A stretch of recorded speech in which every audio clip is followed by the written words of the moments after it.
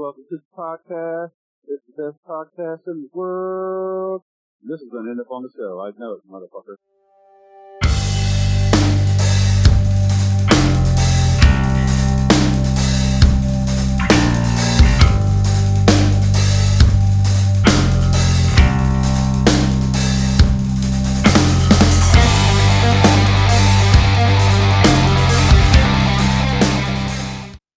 What is up, ladies and gentlemen? Welcome to episode 134 of Epitome of Stupidity, the best metal podcast ever heard in the history of ever. That's a fact.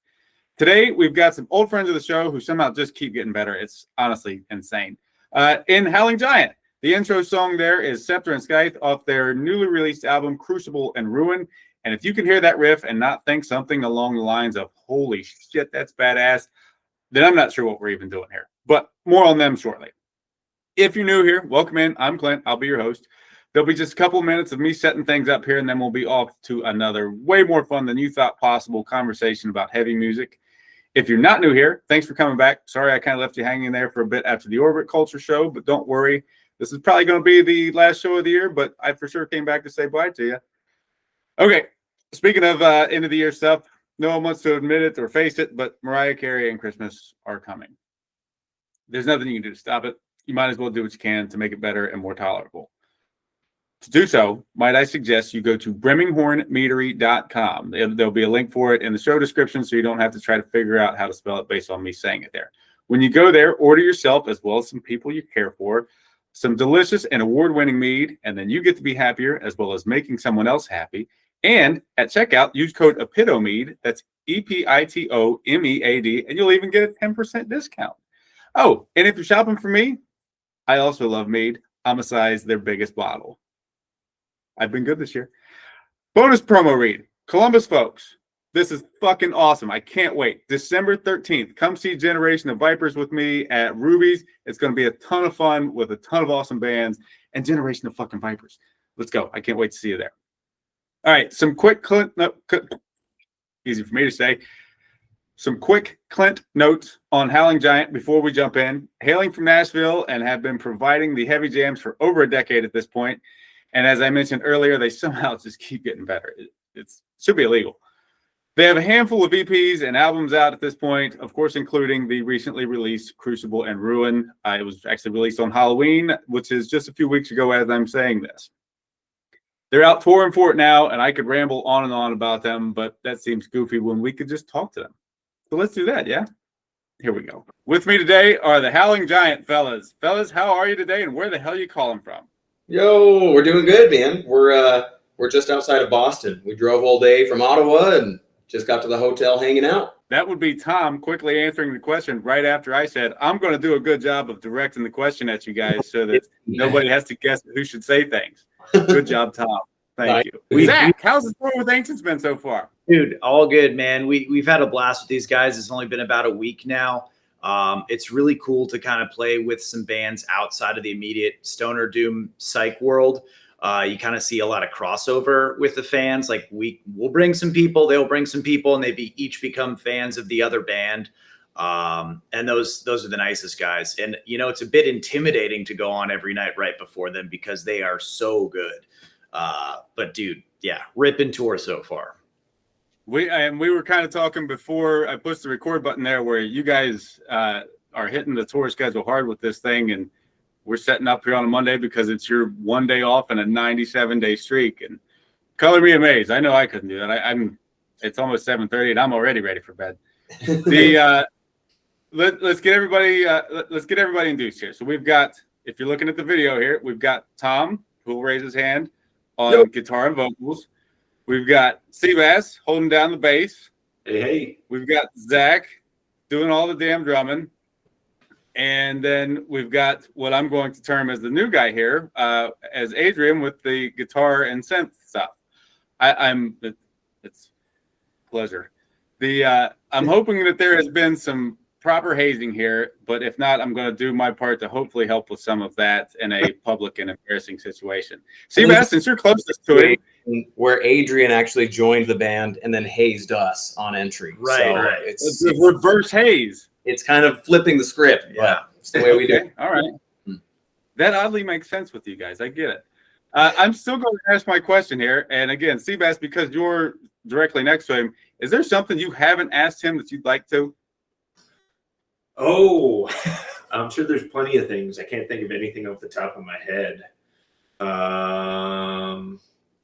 I guess I would ask you, what is your favorite ice cream?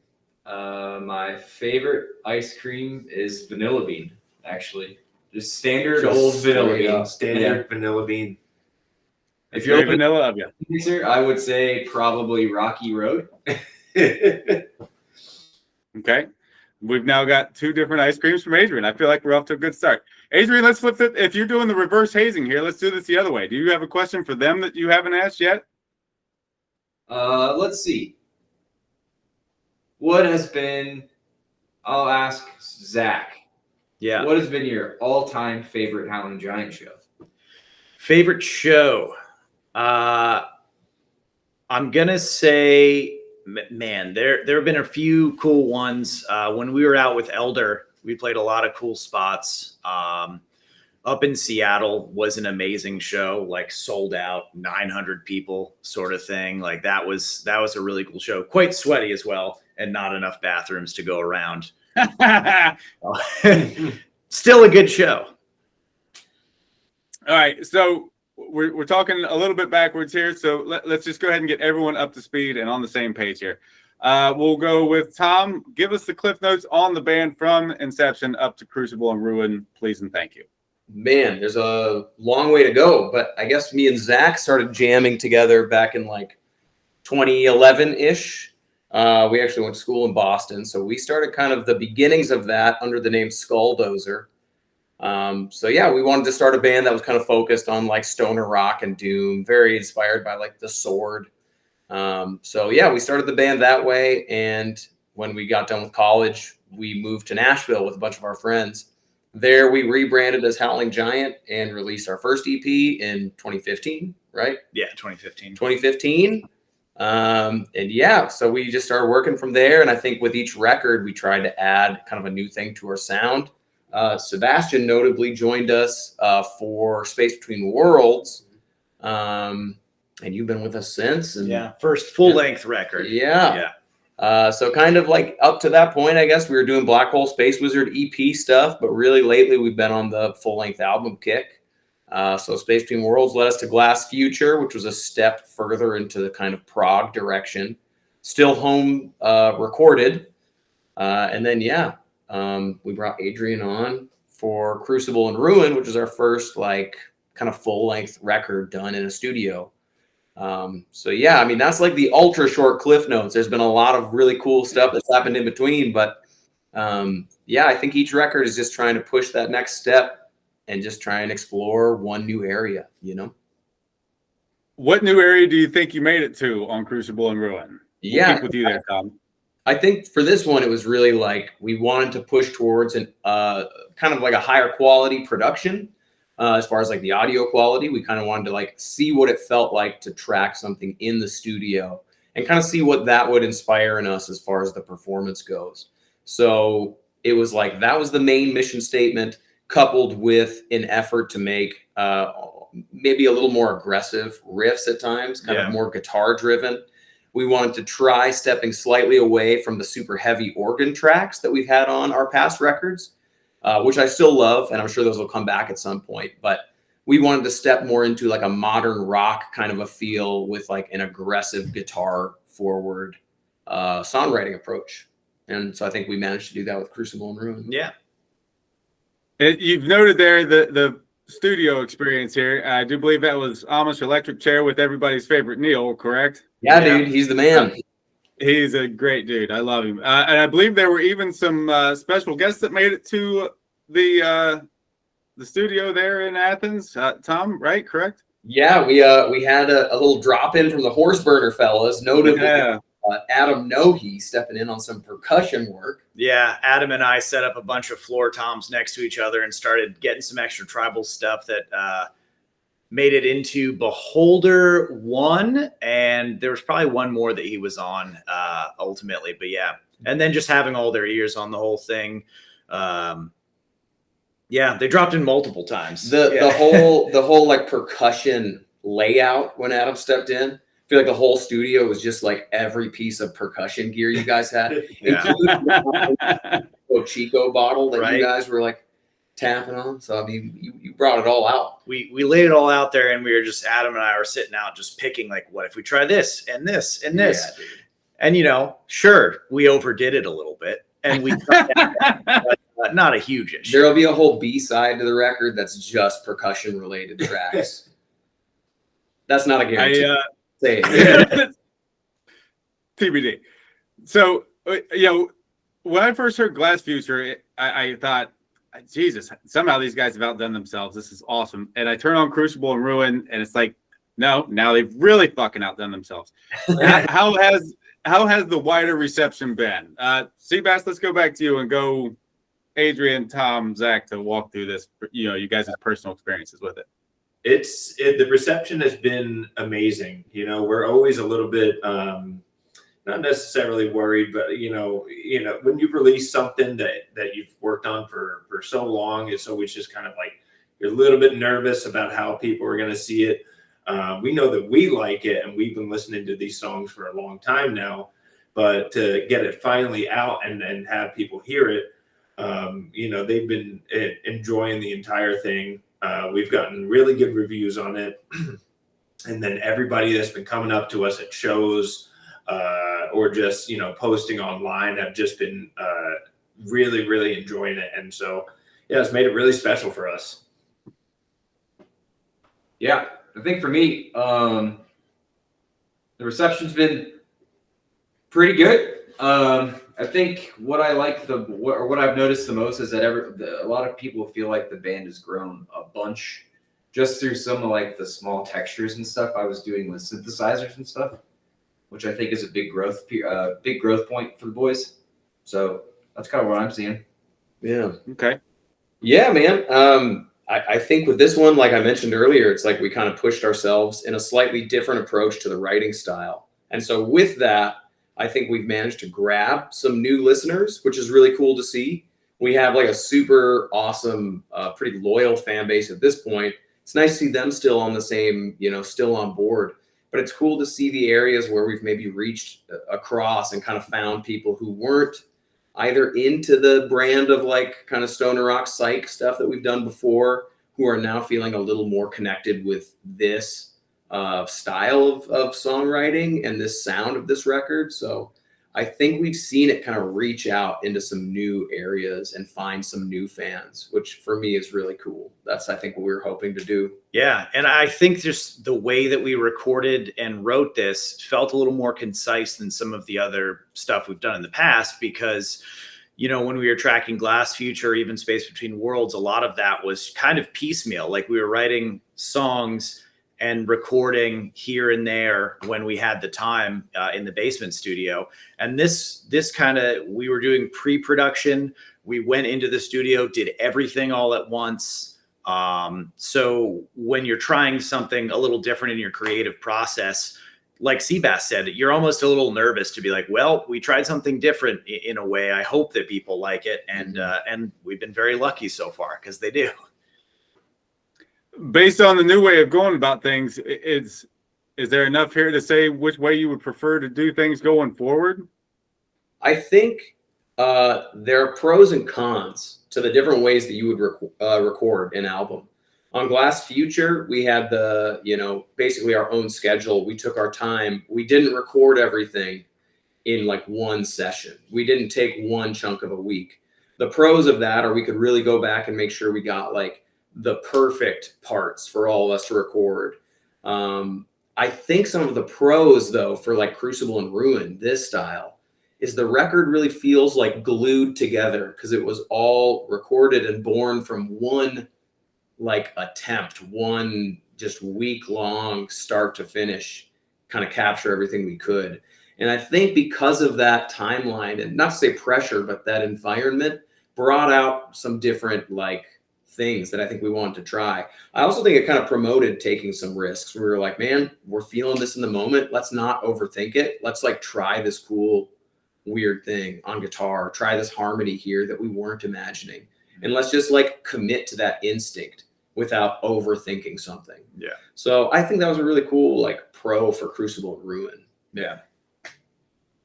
So outside of the musical things here that have worked out greatly for the album, were there any, I'll kind of throw this to the group for whoever has one here, but were there any good fun stories, something stupid that happened, something, who farted in the wrong time, almost made the recording type things? Probably all of us at one point. Well, yeah. Man, I don't know. What do you guys think? I feel like there were a lot of cool moments for me. It's hard to pick one. Do you guys have one that stands out? One that stands out for me is, and I can't remember if it still made it on the record or not, but we were having long discussions over putting a vibraslap in one of the songs. Oh, dude, the great debate. And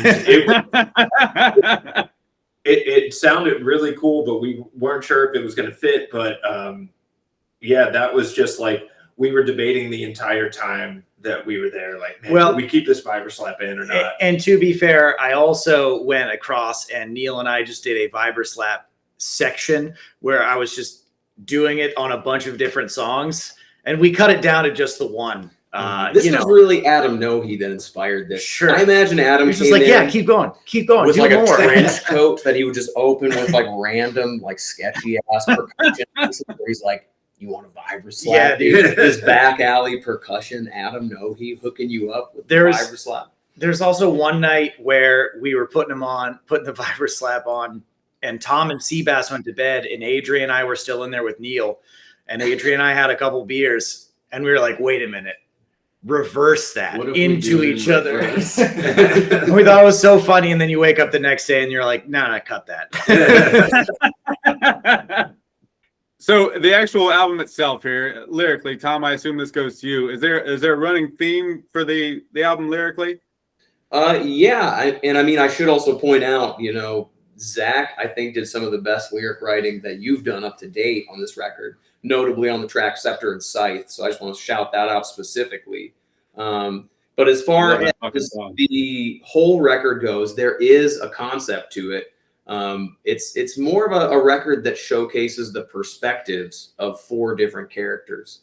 There's a novice world builder, almost the idea of a god that is not omnipotent, like this character it's like their first attempt at building a world, and it's flawed. They're not perfect, but it's like creating something from nothing in the cosmos. So that's kind of the Archon character. There is the chaos element, this like primordial chaos. I kind of imagine like a Lovecraftian entity that's represented by the Beholder tracks 1 and 2 on the record. You have the people, I guess, the inhabitants of this world that the Archon created, who are kind of trying to find like meaning and reach out and connect with a god that is maybe no longer present, or just a god who, like I said, is not omnipotent. It's like, not to say it's a failed attempt at outreach, but the perspective of the people that live in this world. And then the last entity is going to be the Archivist, which is this kind of all-seeing like scribe who just keeps track of the events. And the implication throughout the record is that this is not the Archon's first attempt at a world, but it's a snapshot of kind of a cyclical creation and destruction of a world. So while that story is maybe told like straight point A to point B, those are kind of the 4 perspectives represented. And that's kind of what this record is about, is creation and destruction and that cycle. Yeah. And we should also shout out James Sanderson, who helped us with some lyrics as well. He has kind of been in the production side of things since Masamune. And James also played guitar with us for about a year. And he is still heavily involved on that side of things, at least lyrically. And we all just kind of get together and have ideas and throw them all around and see what comes of it. Sounds like fun. You guys do such a great job, I feel like, of creating heavy music that completely sidesteps some of the stereotypical heavy music things. It's chuggy and there's double kick, but it's not like broody and fucking angry and all these things that everybody's heard 1,000 times. I'm sure somewhere along the lines you've just by accident come up with something like that. When you're writing and you've got something that is kind of outside the Howling Giant mold and maybe a little bit more towards that, what's the reaction in the room? Is that something that just immediately gets filed away, maybe for later use? Is that something that somebody looks at somebody else and says, "What's wrong with you? Put that down"? Man, I mean, I hate to jump in on all these, but just to do it quick, I guess, I don't think anything's necessarily off the table for us. And I think part of what helps us stretch out and try to grow with a record is like trying some of those things and trusting that eventually it is just going to sound like Howling Giant. Yeah. Like maybe we'll dial it back if we were to write something like heavier than people are used to. We might say, what if we try to bring it back a little closer to what we sound like right now? But ultimately, I think it's just like we want to write things that excite us, and we don't want to limit ourselves to like the sounds we've recorded in the past. Like we want to be able to kind of try anything and trust that it's potentially Howling Giant material. Yeah. And I think that the influence is kind of coming from all around us. We listen to a bunch of different, music. So we might just be listening to something one day and like Tom comes in the practice room and is like, did you hear this indie shoegaze band? There's a really cool part here. That'd be cool to experiment with something like that at some point. And then like today in the van, Adrian put on Revocation. So we're like listening to that as well. And so, if you find something cool, I think we just like talking about it and saying that part is awesome. Yeah. Can we do something like that in a Howling Giant kind of flavor? Now we still haven't gotten to the point where we're listening to Dookie Stick. We haven't figured that out. By George Duke? By George Duke. Dude, Yeah. top tier George Duke. Noted on the Dookie Stick. Adrian, we'll jump to you here. With these types of things already established and the idea of growth being a consistent thing, how do you feel like you fit in and kind of help that? I know you've already mentioned the synth thing, but more from the writing perspective in general, especially with the old guitar there. How do you fit in? Yeah.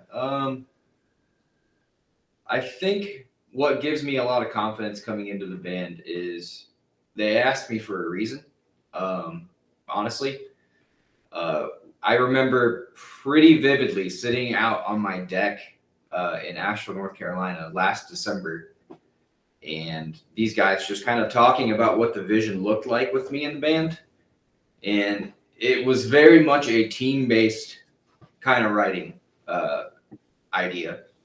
And I've brought some things to the table already for the next record, and the boys have been really stoked on it. So yeah, that's kind of how that works. Yeah. I think that like, just to speak for Adrian's skill set, he's really good at some things on guitar that I really struggle with. So selfishly, I love having access to like, dude, this thing that you can do, I want that to be available to us. Like I want that skill set in the tool belt. And so it's really great to be able to reach out and also know that there's so much overlap with just music we like and certain areas that like you're really into some like post-rock stuff that I love, but I don't consider myself like a post-rock writer. So being able to pick your brain about like, if we wanted to create like a soundscape and a sense of like scale and like depth, how would you do that in a post-rock style? And to have access to that kind of like understanding and skill set is, I think, just another way we can expand our sound just a little bit. So I think that's something you really bring to the table. Yeah, we talk a lot about like harnessing superpowers, especially between me and Tom. We like some of our favorite guitar players are like the opposite side of the duo, right? So like the Bill Kelleher, the Brent Hines kind of tactic, or the Trav. Okay, sure. Thing. So we just talk a lot about how to put both skill sets together to create really the best thing we can. I'd imagine having that second guitar player who has this particular set of skill sets makes it easy for you, Tom, with some of the singing and playing things too, right? Well, we're still writing very busy music, and there's still some tracks on this record. I'm horrified to learn how to sing and play. Yes, in theory, you're correct. Got it.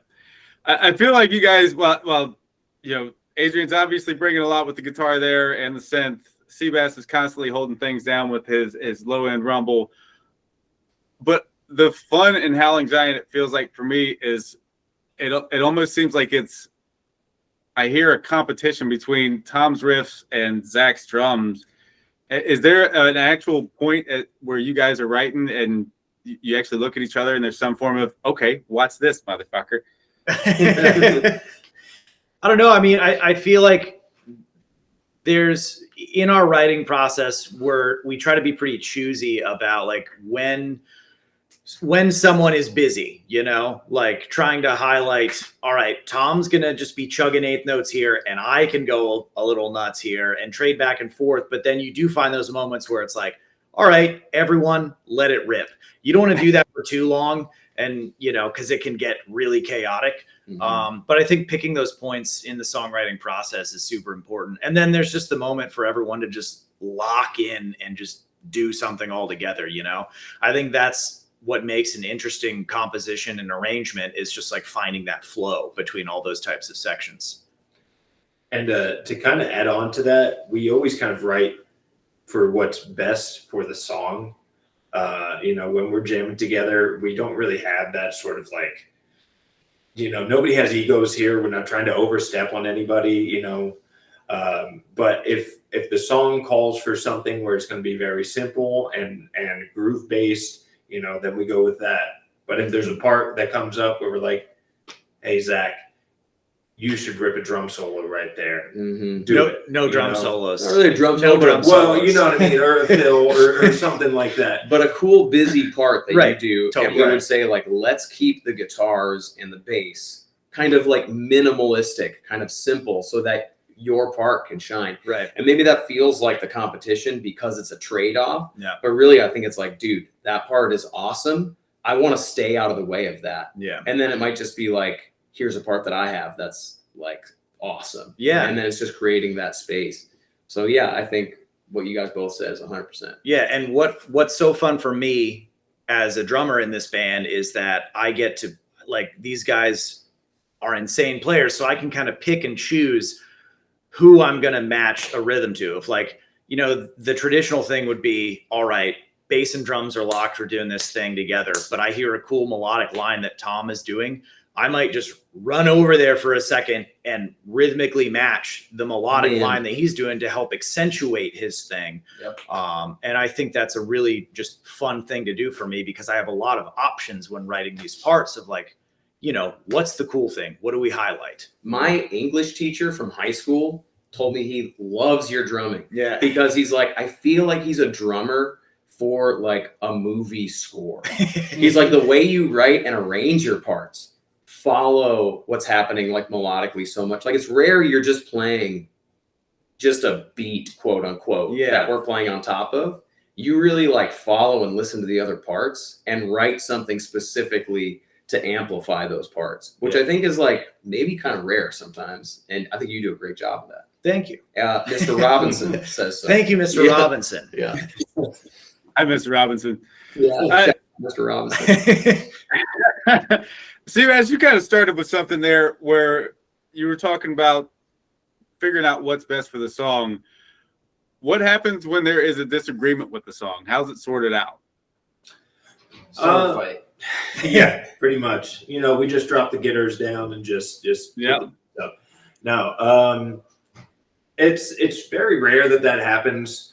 But you have to understand, when you're in a situation where you're writing with 3 other guys in the room, there has to be compromise. And so, you know, it's always easy in that second to be like, oh, man, I want my idea to be, you know, the main thing. But you have to realize, like, hey, this is a collective effort and we're all trying to come up with something that we all like. And so maybe I compromise on this part, but maybe that riff that I had, we can use somewhere else. And so, it's, again, we have no egos or anything like that. We're all very open to listening to each other and communicating with each other. And again, if somebody doesn't like something, we try to change the part so that, you know, everybody likes what we're playing. I don't think we've ever put out a song where we're not 100% all on the same page about something. Even if one person doesn't like something, we're not going to ram something through just because the other guys in the group like it. It's a very collaborative writing effort, and we want everyone to like what they're playing. Sure. I think I'm going to stick with you here, Zach, if for no other reason than my question kind of highlights a part of yours here. I love moments of what feel like simple brilliance with things like in Beholder 2, where there's that chugging and awesome riff and the double kick and everything. And then I think it's the second time it comes through, everything's still going, but the drums drop out for a second. Mm-hmm. It gets me every fucking time. That is so awesome. It brings me back to the song, which already fucking had me. How do things like that come about? Is it something where, shit, I forgot to play for a second, or is it like a fucking drunken night like you're talking about there at Neil's, where it's this idea actually worked out? Yeah, I think like within, at least for the demoing process for this record, we were a lot more involved with pre-production, so I had time and tracks to sit with and mess around with drum parts just on my own time, as the guys did with their parts after we left the writing room to go back to work or whatever. Sometimes they'll just happen. The ideas happen in the room where like, I should drop out here. It'll hit way harder if we do something like that. The one that comes to mind of I forgot to play is more that I forgot to stop playing was when we first tracked Wailord from the first EP. Dude, yeah. We were in like a 2 to 6 a.m. session at school, and it was for one song. And we finished that song a little early, so we knew that we could get 2 takes of Wailord, the old version. First demo version. And the take was going so well. And then right before we drop out for the end guitar lick, I kind of just kept going and then just rolled out of it. But now it's just like the part. It feels like it would be so weird for that not to be there. Right. Yeah. But I think to go back, I mean, you're very conscious of your parts. Like I would say for the most part, like when you're arranging something, there's not a lot that's like by accident. I think that's something you're really good at, is hearing moments when you could drop out like that and it's going to feel like badass and highlight that part better, or maybe just add that little twist on a part that would otherwise feel repetitive at that point in the song. Right. Small changes in a verse, like, all right, well, my hi-hat was open on this one. The small change of just closing it for the next part does kind of introduce a little bit of a new identity to that second verse or whatever it is. It's the details in some of those things are like, as I've listened to this album fucking nonstop for the past week or two, no complaints, and find something new to kind of catch on to with each part as I'm wandering through, sweating my stupid fat ass off on the elliptical, thinking, I'll be damn, listen to that guitar run. Yeah, man. It's so much fun, man. What we'll go Tom, Zach, Seabass, Adrian here. For you, what song came together the easiest? Man, like writing or recording? Because I think something came together like, okay, so for writing, honestly, I think Archon came together pretty easy. That was pretty fast, yeah. I don't know, even though there's a lot of different parts in there, like we wrote that originally, like right before going to play with a buddy, almost as like a throwaway, like we needed some extra like music and extra ideas. Yeah. And it just kind of kept happening like one part after the other, even to that bridge section was like, it just like rolled out in the writing process. So definitely for the writing side, that track. For the recording side, Beholder 1, I think was the first one we recorded in the studio. And we kind of just like said, hey, no click, let's just feel it out. Let's just hit start and just go. Yeah. And we were really happy with the pace and the feel and the way there is like slight fluctuation to the tempo and the feel. I was like, that's kind of it. Yeah. Man. I think we only took like 5 takes at that one. And that was like excessive. That was like first take was it. Let's just do it out of like, just to do our due diligence. Let's just record it like 4 more times. You know what I mean? Yeah. Probably that. Probably Beholder 1. I remember Hunter's Mark coming together pretty quickly at Drew's studio. Mm-hmm. That one was just like a couple ideas that Tom had that we were piecing together. That was Drew's studio, just to jump in. Yeah. That's our buddy Drew, who recorded keys on past records, we basically went and did some demo work at his studio just to feel out some ideas and some tracks. Yeah. So this work was done at this point like a year and a half ago or something. Yeah, like that. something like that. And yeah, that was one that was just a collection of ideas, and we were thinking about tracking some other stuff. And that was an in-studio idea that we had some time, and we were like, well, let's work on this thing. This is cool. Yeah. I think for me, as far as the recording, I would have to go with what Tom said, Beholder. We just, in 5 takes, we knocked that out. But as far as writing, for me, I think Lesser Gods came together, pretty quickly. Yeah. Yeah, that was another product of the Drew stuff. That was a product of the Drew stuff. And I just had this little bass line where I was just kind of jamming on it. And we had James down there at the time. He was adding some guitar layers and stuff. And so, that one was one where we were just kind of in a room jamming, and then we pretty much immediately knew what we had to do. Yeah. Granted, it's a fairly short song, but yeah. I have kind of a different perspective on all of this because I didn't come in till the very tail end of them writing it. I wasn't even probably gonna record until Tom asked me like 3.5 weeks before we went to record if I wanted to record.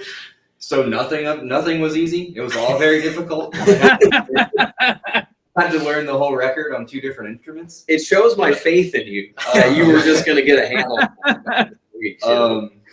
But what I will say is the boys were super receptive to some of the stuff that I brought to the table that wasn't written. So like a lot of the synth stuff or like some of the guitar textures. It was kind of just like, here's an idea. What do you guys think? And they were just like, yeah, that's sick. Let's do that. So that was kind of easy, I guess. Okay, well, you note there that everything was a pain in the ass. We'll do reverse order here. And which one was the biggest pain in the ass to get right? Man. Reverse order. Do you want to start with Adrian? Is that what you mean? Yeah. One for me. Don't steal it from me. I'm trying to think. What was the hardest for me? Probably Beholder 1, I think. Beholder 1. Well, that was a song that is a tricky song, and we have been jamming it, practicing it forever. Right. So that is a hard riff to throw at you. Yeah, I'm going to say Beholder 1. They actually, when I came to jam in January, they, I guess for my audition, quote unquote, they were like, do you want to hear some new riffs? And Tom played that riff, and I went, fuck off. Riff, dude. You did it, though. You played but here I am playing. Here you are today playing that riff. Man, Beholder 1 was pretty tough for me, too. That riff was hard, but I think hardest one for me, I honestly don't. I'm trying to go back and think. Archon was fairly tough for me. It's kind of an endurance thing for you because you're just the whole time. Yeah. It was that one was kind of tough because it wasn't really a tough part, but it was tough to really like stay in the groove, and really have it lock in the way I wanted to. I like drum wise. I don't know. I might be that guy and say that none of them were like super difficult for me. I did a lot of prep work before the studio. So, I mean, I took a lot of time running through these songs. But I know vocally, Beholder 2, I had to go back about 1 million times for those harmonies because it just wasn't locking. I was going to lose my mind in that booth. That's one where I had to leave and then like come back the next day. And I was like, I don't know what's wrong, man. We got there. Yeah. For me, also Beholder 2, man. That chuggy riff part, it was one of those things, man, where I was like, this rhythm and this tempo is so hard for me to lock in and get that just tight. Like something about getting that like tight, very difficult, man. So that took a lot of attempts and a lot of focus to try and get that to come out the way it did. I'm really happy where we got with it, but it was like that was probably the most like unnatural part because it's kind of outside of my normal skill set. Yeah. So I'm really glad, we kind of pushed for that, and I pushed myself to do it. But in hindsight, I'm like, man, I wish I had Adrian do that part and lock that sucker in, dude. Would have saved us some time, man. It is an awesome riff. Yeah, man. Well, I appreciate that. Yeah, we got there, and like I said, I mean, we're happy where we got, but that was probably the most difficult part for me. And then, like you said, just like a few of these vocal parts, I got pretty sick while we were there at the studio. So a lot of the vocals for this record, I was like fighting through, just feeling like ass. But we got there. But you know, Still World, singing that line in Beholder 2 and getting me and Zach to lock in. You were saying you struggled with it. I think a lot of that harmony that you were struggling with was because of my track just being like kind of sick and just having that. So we ended up resting and coming back and like giving that another shot, and really happy where we got that to land. But I remember that moment of frustration. And I think part of that comes from us seeing the vision for that track and what it could be, and just knowing that like we weren't there yet. And sometimes you hit a track like that where you just have to like go back and make it right because you know what it's capable of sounding like. Yeah. I assume this stays with you here, Tom, but feel free to pass it along to whoever it should. Is there a piece of gear that is essential to the Howling Giant sound? Man, at any given point in my career, I would have said a different like pedal or amp. At this point, I honestly don't know because I use so many different flavors on this record. And I think I just have an ear for a sound that I like that ends up being in a certain ballpark. Depending on whatever amp I'm using, it's going to be dialed a certain way that just gets like a gain structure I like. So it's hard to say. I would say like notable pieces of gear on this record that I loved were the Nunez dual range boost. It's a boost pedal that I was putting in the effects loop behind the amps. Kind of nerdy guitar stuff, but it just hits that power section of an amp with a little extra weight. I don't know, the riffs kind of just had a little extra like meat and percussive kind of feel to them. Yeah. So I think that pedal was awesome. Also using your amp, the Splond Competition, was a really cool like hot rodded Marshall style amp that made it all over this record. The vibraslap. The vibraslap. Yeah. Drum wise, I think the trick is your crash cymbals should all be ride cymbals in actuality that you're crashing on. Yeah. And I like very melodic drum parts. So like more toms, you know, like I feel like a lot of people these days are stripping down the amount of, you know, drums and cymbals and stuff. And I definitely kind of went for it on this record. I had 3 rack toms, 2 floors. Neil had a rule for you. Yeah. He's like, you can't have a piece on your kit, and I'm not going to mic it up unless you use it. Yeah, he's like, So you have to Zach hit it or we're pulling it out. was forced to use every piece of the drum kit, everything he had. Yeah. I sent Neil a picture of some roto toms that I bought the other day, and he was just like, no. Thanks, dude. Great. Is there, we'll do Tom, Zach, Seabass, Adrian here. Is there a song that you look forward to playing more than the rest every night? Lately, it's become Scepter and Scythe for me, but it's a mix of that or Hunter's Mark. Honestly, Hunter's Mark is one that I loved playing in the beginning, and then we played it live, and it was cool. Not to say it was like bad, but it was like, okay, this is interesting. Lately, we've been just getting so tight with Hunter's Mark, where I'm like, oh, this is getting better every time. Right, it's hitting the way we intended. And it's kind of the same for Scepter and Scythe as well. I think what always happens is like when we record a new record, it takes some reps to play it live, to almost find those subtle things that can help bring it to life, like at an actual stage, at an actual venue. And so I think we're just now hitting our stride with some of these new tunes that we've finally played enough times where it's like, oh, Hunter's Mark is really finding its groove here. Scepter and Scythe, if we actually bring back the dynamics just a little bit more at this part, we can open it up here. So it's like learning those kind of intricacies. And yeah, those 2 tracks probably for me. Yeah, I think that I'm excited to get both Archon and Beholder 2 together. They're just fun songs to play. And Yeah, I mean, Archon kind of especially. I feel like that one's just a nice, like, as it was an endurance test for bass, like there's a lot for just my right hand there where I just got to like lock it in. But I think that's going to just feel nice for people seeing the show. And it's a nice change within the set sonically, just to kind of help with the flow of an overall set. Yeah. For me, Canyons has been my favorite so far. Sort of selfishly because it has such a driving bass line, which I really enjoy doing. It's kind of simple and straightforward, but it has this percussiveness that like really pushes it through. And then it's always fun to do. We have this rhythm that we don't usually do a whole lot in that song, and that is honestly kind of one of the first times we really did it. And it's always so fun to play that and get that down really, really tight. Yeah, it's just a fun one to play live. I'm going to piggyback off Zach and say I'm pretty pumped to get Beholder 2 together. That outro is pretty lights out.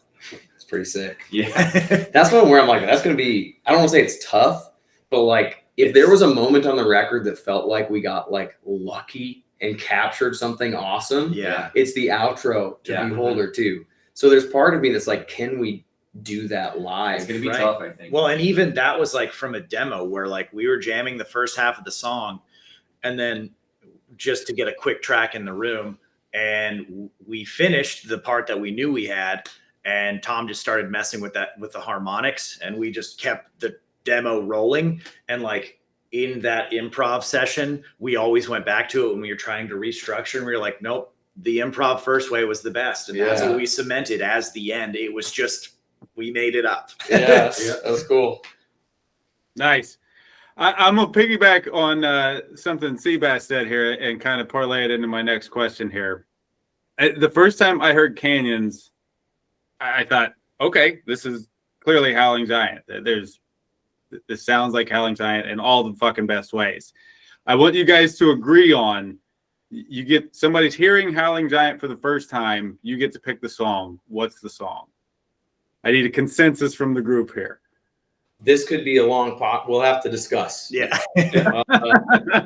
What do you guys? I know which one I would say. Off the new record, or I would actually say the one I would suggest isn't on Crucible and Ruin. I would probably say Sunken City. I would say Sunken City as well. Yeah, Sunken City for sure. Sunken City to me, from a songwriting perspective, I think just highlights everything that we up to this point have done really well and really focus on. It's a very tight song form. There's really cool like wailing, melodic guitar parts, and live we've been adding harmonies to it, which is like, I can't believe we didn't have those the whole time. Yeah. They're so sick. But it's got the, harmonized vocals. It's got a really catchy chorus. It's just a tight song form. So for me, it's like, if you're looking for a blueprint, that feels like a strong candidate. Yeah, absolutely. If we were to say one off the new record, I might actually say like Archon kind of captures it. It's like high energy. It has a lot of these really cool harmonized vocals, melodic approach. It's got this like uplifting major key thing going on, which we do a lot. And it has some of our psych exploration in that like bridge part. So, I mean, you could argue a lot of different. You could argue Canyons or Hunter's Mark as well, but like in terms of the broad, like our discography, what song captures that? It's like, Archon's probably a good one. Because Hunter's Mark leans harder in like the stoner realm, which we don't always really do. But I mean, ultimately Sunken City, I guess. Probably Sunken City. That's probably the consensus. Sunken City. Okay. Again, this is one that I don't know who to direct this to because I'm looking for the best story here. But what is the best live story so far? Zach mentioned the Elder Tour in Seattle and all that for a show. What is the best? Bear in mind, the name of this podcast is Epitome of Stupidity. So I'm not looking forward to we all did great and shook hands afterward. I'm hoping for somebody shit the bed and we just barely made it through. What do you got? Man, can we tell the Batman PJ story? Yes. Yeah. Okay. So same tour with Elder. Where are we in Canada? Winnipeg. We're in Winnipeg. And we got an Airbnb. And I was in the living room pull-out couch that was like backed up to an alleyway, basically where we were parked. And early in the morning, I hear some crashing around like up the street, and I was like, that's probably nothing. And I hear some crashing getting closer, and I like look out the window, and there's this scrawny dude with a rock this big right in front of the van, holding it over his head. And I watch him throw it at the side door, and he misses because who knows what's going on with that guy.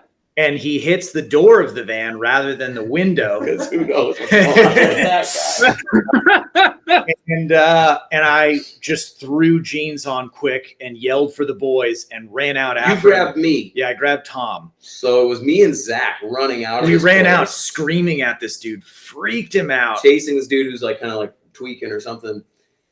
And then out comes Seabass, the menacing visage of the Batman Joker pajama pants, Barefoot, rubbing sleep out of his eyes. And There's like, broken glass all over the alleyway, and we're like, Bass, don't step out We're of like, here. dude, we're scaring this guy away. He's about to rally and come back when he sees. No, there's a weakness. Yeah. He jumped in a dumpster to try to hide from us, and Tom and I were like, we know you're in there. We know you're in the dumpster. We saw you dive into the dumpster. So yeah, I don't know if you were looking for a live show story, but that was probably No, that is perfect. I hope you still got the PJs there, Seabass. Oh, I do. Just making sure. We can go round robin again with this one here, if that's how you want to go about it with the typical Tom, Zach, Seabass, Adrian thing. What do the next 5 years look like for the band? Man, I think for us, it's important almost to keep it like short-sighted and just know what we're working on right now. I think I like trust that in 5 years, we're just going to be doing this at least one, if not two records further in. I would love for us to get on a 2-year cycle with records and honestly just continue to put out music and tour and try and get on, bigger tour packages, try to like get to more areas where we haven't been yet. I'm excited to go back to Europe next year. I would love to eventually be able to go and do like a show in Australia or something like that. You know what I mean? So I think for us, it's just putting in that effort and just growing and sticking to the model we know and just trust that the next step is just start working on the next record. Yeah. The name of the game is consistency. And I think Tom said it, the 2-album cycle, touring as much as we can. Like next year already is shaping up to be pretty cool. We'll have a West Coast tour at the beginning of the year. We're going to go to Europe in May. We'll work on some East Coast and like try to hit all the other markets we haven't, go back to Europe, hopefully in the fall, and just keep that cycle of releasing music, hitting the road, and just keep it going. I feel like you guys said it best. Yeah, I don't really feel like there's anything I can add to that. I think we feel the same way. And we just kind of want to keep pushing forward and keep touring as much as we can and keep spreading the word of Howling Giant. That's right, dude. Pretty much. Yeah. Adrian, like and subscribe. Yeah, dude. It's interesting because it's like I don't really care about like I just want to know we're still doing it, right? And just trying to make the next record a little different and more, show some growth. Yeah. And I feel like as long as we do that, it's like I don't really care what else falls into place. Right. So Yeah. Oh yeah. So we'll round this into the end here. Some of you guys have done some of these before. I will go back and check the previous answers to see if you've changed, grown, or we're just bullshitting me either the last time or this time. I'll sort it out. We're gonna do the stupid fire questions here. We'll keep to the same lineup. Yeah. And we'll start off with the first one. I have changed some of these knowing that you guys have done some. So the first one, new to this show and for you guys, who in the band survives longest in a sci-fi apocalypse? Wow. Any of us answer? Who answers? Start with Tom. I think in the past I would have said Seabass, and I mean this with all due respect. The road, and the PJ thing. I think now with the addition of Adrian, though, there's a crunchiness that Adrian has that I would fear in a post-apocalyptic world. Yeah, I think you got what it takes Crunchiness. to make the hard decision. that's right. Yeah. The I do. will to live I'll agree with that. is strong with Adrian. I Yeah. will agree with that. Yeah, Right. That sounds like we're going with it. I'd go Adrian. 100%. Seabass, we're retiring our previous answer of Sebastian. You know, I was gonna say I would go Tom, but at this point, I think I'd go Adrian. They've talked him into it. Piss me off. Yeah, dude. Oh no! Good lord. Favorite non-music related hobby? Oh, Again, Tom, Zach, Seabass, Adrian. Okay. Non-music related. I guess video games feels like such a cop-out. I was gonna say I play video games. We love D&D, too. Like games in general. Games, we just, dude. Yeah. we love exploring an alternate universe and participating in Maybe it. disc golf. I haven't played as much as Sure. I'd like to lately. I love cooking. Like that's very relaxing for me. So like, Okay. I think, Adrian and I have talked about this, like holiday season comes and like it can be chaos with family. So it's like Yeah. you hide away in the kitchen and you cook all day. Yep. And Zach, you're a bake man. Sure. You're gonna make some. I'll get some baked goods for sure. Yeah. For me, going back to the games specifically, I play a ton of Magic: The Gathering. Big time. So it's that nerdy stuff that I'm really into. And these guys will attest to the fact that whenever we're not really doing anything on the road here, whenever there's downtime, I'm usually just on my phone playing Magic. So it's my thing. camping, cooking, woodworking, pretty much. That's what I do. He's a Renaissance man. That's why he's gonna survive. That's why he's going to make it. Wow, dude. Hunting, gathering, surviving. Hunting. I don't hunt very much. Yeah, well. Eating sea bass, that's the hard decision. Okay, we'll run with eating here. What's something you could eat for a week straight? Not sea bass. Wow. I would eat buffalo chicken like every day. That is probably my favorite food. In what form?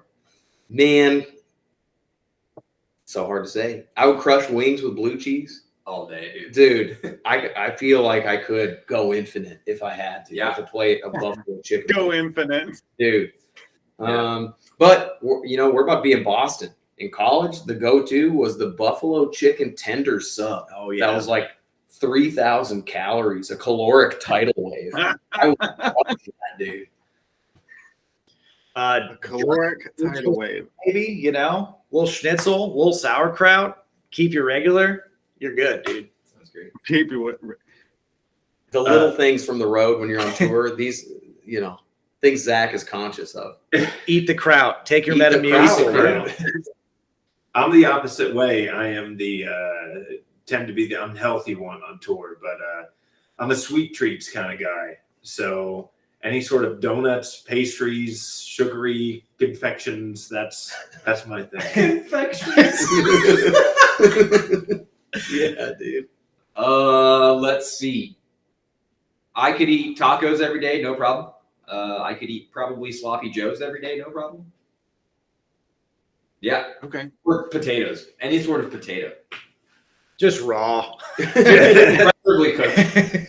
Why he's gonna survive in the post-apocalypse. Yeah. He's eating Right. those, dude. You can't stop him. You can only hope to contain him. If you had to compare Howling Giant's music to an animal, what would the animal be? Oh, Wow. Platypus. Nice, dude. Wow. I don't know. It's a difficult question. What would it be? Platypus. Narwhal. I was gonna say narwhal. Narwhal. Yeah. dude. Yeah, I was gonna say narwhal. It's kind of cute, but potentially dangerous. That's right. Yeah. Yeah, that damn thing will stab you if you piss it off.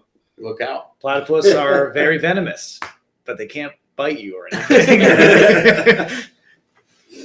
So cute but dangerous is our archetype. I think so. That's the next shirt. Cute but dangerous, dude. Yeah. Yeah. Seabass, you got anything to add there? I'm not letting you sit this one out. I would go with a skunk. because while they are somewhat adorable, they got those stanky ass riffs. We've definitely got a theme here. So this is the animal section of the show. If you could ask one animal, one question, what's the animal? What's the question?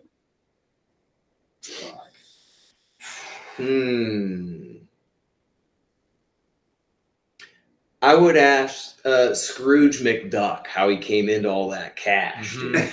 How'd you install that gold coin pool that you're always diving into? Fair. Right. How do I get me one? And how does swimming in it work? That doesn't make sense. I don't understand the science of it, but these are the questions for Scrooge McDuck. No. Which, to piggyback off of that one, we are looking for investors. So anyone hearing, we will talk to you. howlinggiant@gmail.com. Hit us in the comments with hashtag Scrooge McDuck. I'm going to write that down so I don't forget. Great. I did a bit. You have to answer the question. I don't know. It has to go to Adrian for this time. I would ask a shark, why are you so mean? Sharks aren't mean, dude. Have you seen Jaws? I have, but that was a devil in shark form. Jaws. Have you seen Jaws? What the, not format specific, what's the first album you ever bought? Oh. First album I bought? I think the first one for me was Back in Black. Dude, it might have been for me as well. Yeah. It was either that or it was Tom Petty's Full Moon Fever, right? Mm-hmm. Yeah. It was one of those two. It was the first one. First, I got In Keeping Secrets of Silent Earth 3 on CD. One. Yeah. That was Linkin Park for me, actually. I feel like it was like right in the same area. Oh, yeah. It was like, man, I can't remember. Dookie. Dude, nice. Sick. I love that record. Yeah. Yeah. Kind of similar but opposite here. What's a song from your childhood that you hope to never hear again? Smells Like Teen Spirit. What? Still a banger. I love them, but I can't hear it again, dude. Oh, no. Wow. From childhood? Yeah. I'm thinking the Wheels on the Bus. I don't know. Oh, I got one. Yeah. That fucking song. Crimson and Clover. You know that jam? I don't know. Over and Jimmy over. World? Yeah. Wait, no. What is that? I don't even know who does that. Oh. Let me look it up. There's a song that used to come on the classic rock radio station in Minnesota where I grew up. And it was like hard skip every time. It just drove me nuts. Touchdown bingo. Dude, let me pull it up. Who does that song?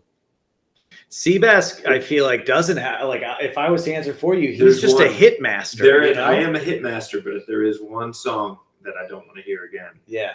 In the arms of the angel. He had to sing, dude. You sang it. I had to say it. Dude, this song, they must have just been obsessed with it on this radio station. This is a one-hit wonder. Crimson and Clover by Tommy James and the Shondells. Recorded in 1968. Yeah. And it was on frequent rotation. Yeah. Like, get this thing out of here, dude. I definitely expected that song to come up in this conversation. Of course, dude. Tommy James and the Shondells, you're familiar. When does he not come up? Dude. What's the go-to karaoke song? Kiss from a Rose. Nice. Amarillo by Morning by George Strait. Nice. Enter Sandman. It was, for a long time, Me and Mrs. Jones by Billy Paul. And I think it stands. That's a jam. Okay. All right. Again, this question I know I've asked you guys before, but we're going to do it again because why not? You separately, all four guys, Tom, Zach, Seabass, and Adrian of Howling Giant, get sent to separate islands to live out the rest of your life. You get to take one album with you. What's the album? Man, said it before, but Back in Black is the one album. I think it's just for me. It was, again, my first album that I bought, but then I just think it's a perfect album from top to bottom. I can listen to that nonstop. I could probably listen to Good Apollo and Burning Star 4 by Coheed and Cambria Yeah. pretty Nice. endlessly. Yeah. Pink Floyd, Animals for me.